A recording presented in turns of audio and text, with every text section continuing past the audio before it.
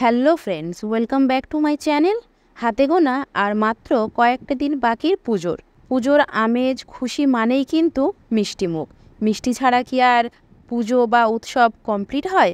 সেই জন্য আজকে আমি আপনাদের সঙ্গে শেয়ার করব রসগোল্লার পায়েস। অনেকেই কিন্তু রসগোল্লা খেতে ভালোবাসে না। রসগোল্লা যদি এরকমভাবে পায়েস করে সার্ভ করা যায়, একটা হলেও কিন্তু যারা ভালোবাসে না তারা তো খাবেই, আর যারা মিষ্টি খেতে ভালোবাসে বা রসগোল্লা খেতে ভালোবাসে তাদের কাছে তো বলাই বাহুল্য।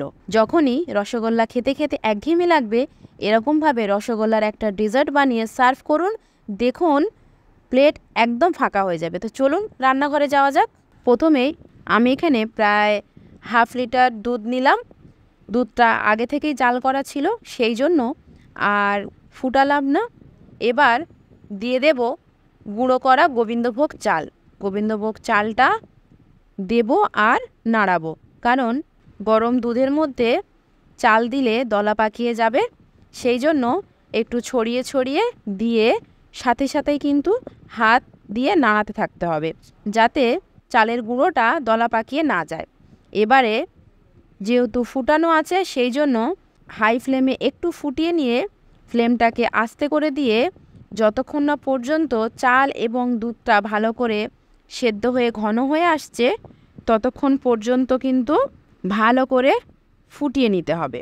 একদম ধৈর্য ধরে ফোটাতে হবে, কারণ চালটা যেহেতু গুঁড়ো করে দিয়েছি, তলায় লেগে যাওয়ার ভয় থাকতে পারে। ভালো করে একটু ধৈর্য ধরে সুন্দর করে ঘন হওয়া পর্যন্ত ফুটিয়ে নেব। এবার এদিকে নিয়েছি রসগোল্লাটা রস চেপে নেব। দেখুন একদম ছানার রসগোল্লা, সেই জন্য রস চেপে দেওয়ার পরেও রসগোল্লাটা কত সুন্দর ফুলে উঠছে। রস চেপে দেওয়ার পর ফুলে উঠলেই মনে করতে হবে রসগোল্লাটা একদম ছানার তৈরি। এবার এদিকে দেখুন দুধ এবং চাল একদম ঘন হয়ে এসেছে। এবার রসগোল্লার রসগুলো দিয়ে দিলাম, দিয়ে ভালো করে ফোটাতে হবে। আর টেস্টটাকে ব্যালেন্স করার জন্য দিলাম একটু লবণ, আর সুন্দর কালার এবং গন্ধের জন্য দিলাম কেশর দিয়ে ভালো করে ফুটিয়ে নেব। দেখুন চারিদিক থেকে কীরকম বক বক করে ফুটছে, কিন্তু হাত আমাদের নাড়িয়ে যেতে হবে, যেহেতু গোবিন্দভোগ চালের গুঁড়ো দেওয়া, তলায় লেগে যাওয়ার ভয় থাকে। বারবার বলছি, একদম কন্টিনিউ কিন্তু হাত আমাদের নাড়িয়ে যেতে হবে। কেশর দেওয়াতে কত সুন্দর কালার এসেছে দেখুন, আর খুব সুন্দর গন্ধ বেরোচ্ছে। আর এবার দিলাম আমুলের মিল্কমেড, প্রায় বড় টিস্পুনের 1 টিস্পুন মতো মিল্কমেড আমি দিয়ে দিলাম, যাতে টেস্টটা আরও ভালো আসে। যখনই দুধ, মিল্কমেড আর কেশরের ফ্লেভার টেস্ট রসগোল্লার মধ্যে অ্যাবজর্ব হবে, দারুণ লাগে খেতে। ভালো করে যখন চারিদিক থেকে ফুটে উঠবে, ফ্লেমটা লো করে দিয়ে দেব রসগোল্লা।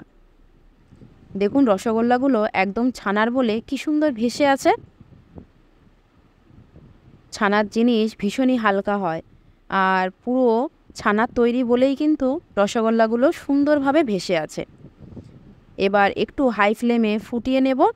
যখনই রসগোল্লা খেতে খেতে একঘেয়েমি লাগবে, এরকমভাবে রসগোল্লার পায়েস করে গেস্ট কিংবা বাড়ির সবার জন্য সার্ভ করুন, দেখবেন প্লেট একদম ফাঁকা হয়ে যাবে। চারিদিক থেকে ফুটে উঠলে অফ করে দেব। অফ করে দেওয়ার পর প্লেটে তুলে ঠান্ডা ঠান্ডা সার্ভ করুন। এটা কিন্তু গরমের থেকে ঠান্ডা খেতে ভীষণই ভালো লাগে। পুজো হোক কিংবা বাড়িতে কোনো গেস্ট আসুক, বা রসগোল্লা খেতে খেতে একঘেয়েমি লাগলে চটজলদি বানিয়ে নিন এই রসগোল্লার পায়েস।